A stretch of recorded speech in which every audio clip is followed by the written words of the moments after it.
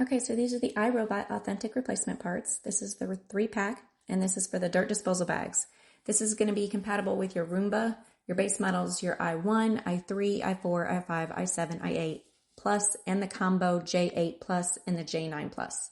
So really simple to do. I'm just going to show you here. You're going to pull out your old bag.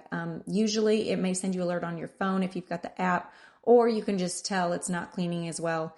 I usually get the alert on my phone because I like to stay on top of things, but I'm going to go ahead and grab one of these replacement bags from the box here. As you can tell here, it's got this little hole area. This is what you're going to put, and this is where the dirt is going to get sucked into it. Now this gray thing here is plastic. You're going to want to line it up. If you can see right here, these little black edges, you want to fit it directly into there. So just slide it on in,